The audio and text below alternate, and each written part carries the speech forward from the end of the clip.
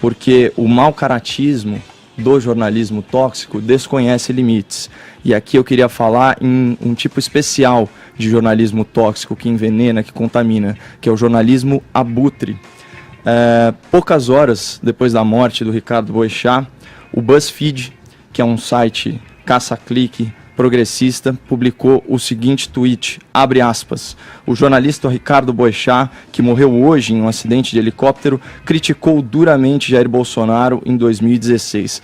Esse tweet era acompanhado de um vídeo editorial muito crítico, como era da natureza desafiadora do Ricardo Boechat, a uma fala do então deputado federal. Lógico que isso pegou super mal, e a emenda saiu ainda pior que o soneto, porque 40 minutos depois eles publicam outro tweet dizendo: em 2016, Boechat criticou o ex-presidente Lula, que havia declarado: não tem uma viva alma mais honesta do que eu. Nesse caso, disse Boechat, também é uma das mais ignorantes de todas, porque não sabia de nada.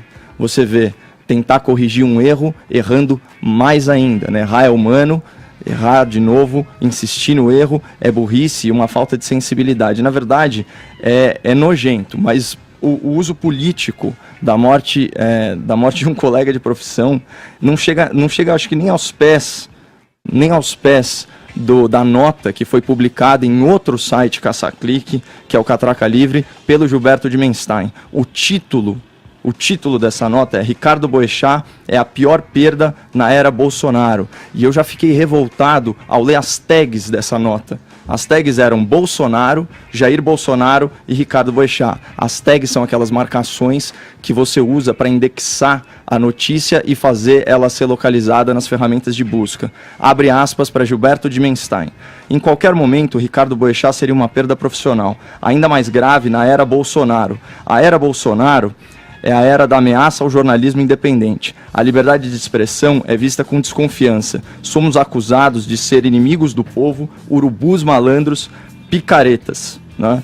Enquanto a gente tinha um jornalista militante falando isso, a gente viu N figuras amplamente criticadas pelo Ricardo Boechat, né, apoiando, se solidarizando com a família e prestando aí homenagens à figura desse grande jornalista. Que ótimo, eu acho que a gente tem mesmo que pensar em figuras que estão enaltecendo a figura do Ricardo Boechat e não se preocupar justamente hoje, que é um dia de luto para a imprensa, em atacar a imprensa. Aliás, se é para a gente sair atacando as pessoas ou criticando as pessoas, eu acho que a gente tem que criticar uma grande parte de pessoas que estão junto com o governo que foi criticado ou não. Aliás, é péssimo ter que politizar isso hoje de qualquer maneira. Fefito, hoje é um dia de luto para o bom jornalismo, mas, não para esse jornalismo militante, Caio, hoje que ninguém é um dia aguenta de luto mais, para todos os jornalistas.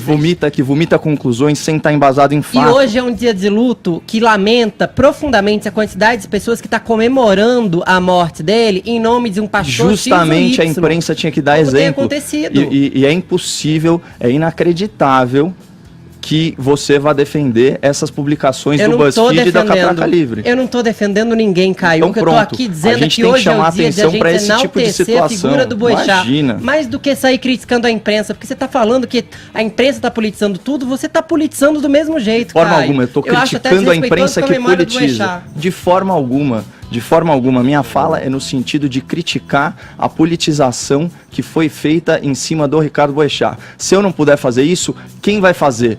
Quem vai fazer? Porque todo mundo, porque nesse espírito corporativista que existe, todo mundo passa pano para esse tipo de jornalismo militante. E outra coisa, falar em liberdade de expressão, falar em liberdade de expressão, né, como dá a entender o senhor Gilberto de Menstein, ignorando tantas propostas que, graças a Deus, não foram vitoriosas, de regulação social da mídia, por exemplo, né, e se para ele serviu a carapuça de, como ele diz, abre aspas, inimigo do povo, urubus malandros e picaretas, beleza. Eu acho, como eu aprendi com o professor Augusto Nunes, que adjetivo no texto é muleta.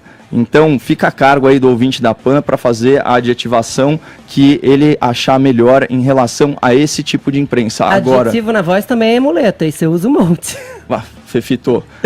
Então, peraí. Então, não vamos julgar a imprensa, que você tá junto da imprensa agora, Caio. Você tá fazendo jornalismo opinativo junto com todo mundo. Você pode ser formado em direito, mas nesse momento você tá num programa jornalístico. Sim, então, o que isso tem a ver com o que eu falei? Eu tô te colocando no mesmo saco. Porque não adianta você criticar a imprensa dizendo que adjetivo pra imprensa é muleta, quando você tá fazendo a mesma coisa. Mas ainda bem que tem alguém na imprensa fazendo autocrítica, né, Fefito? Porque só você tá certo? Não é. Eu tô fazendo uma crítica, eu não estou falando que eu estou certo, eu estou mostrando outro lado do que é a verdade. E é a partir de diferentes pontos de vista que a gente consegue ter uma visão objetiva do que é certo, do que é errado e formar a nossa opinião. Agora, deveria ser nessa bancada, deveria ser ponto pacífico que o Gilberto de Menstein fez é incorreto. Você não acha que é incorreto o que ele fez? Você não acha que a postura do BuzzFeed foi nojenta?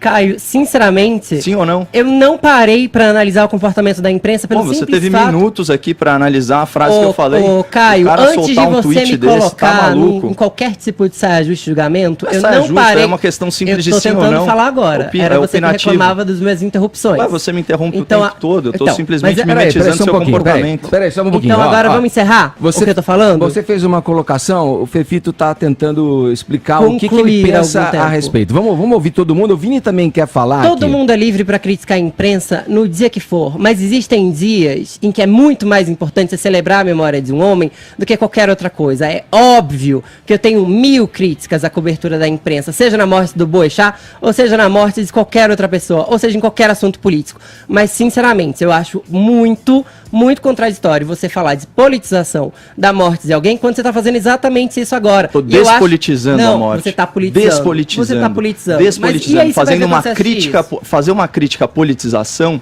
não significa politizar para outro lado. Essa é a dificuldade que você tem que entender, que desideologização não é a mesma coisa que ideologização, que combater a doutrinação, que combater a doutrinação não significa doutrinar em sentido oposto. Agora, deixa eu só você está confundindo conceitos. Deixa eu só colocar uma coisa. Será que o BuzzFeed, não sei, o Catraca Livre, no que você citou aí, não estava querendo exatamente ressaltar uma qualidade que o Boechat tem como jornalista, fora da bolha, que destoava do senso comum e era capaz de criticar tanto o governo que está aí, quando tem que ser criticado na visão que ele tem da verdade, e o governo passado, do Lula, como o BuzzFeed fez na sequência um post também. Será que ele não queria dizer? O Boechat é um cara diferenciado por isso, porque ele não está na bolha. Ele não está falando junto de uma horda que fala em uníssono. O Boechat está perseguindo uma verdade que ele acredita e que ele quer passar para os fãs. Eu acho que quando você... Como é o nome do cara que você citou aí? No livro, o cara que você citou no livro, que tem a parte primordial do ser humano. O Burke. O Burke, nessa citação, o Boechat, na posição aqui de âncora, falaria, peraí, o que é que você quer dizer com isso aí? Vamos falar a linguagem que as pessoas entendem.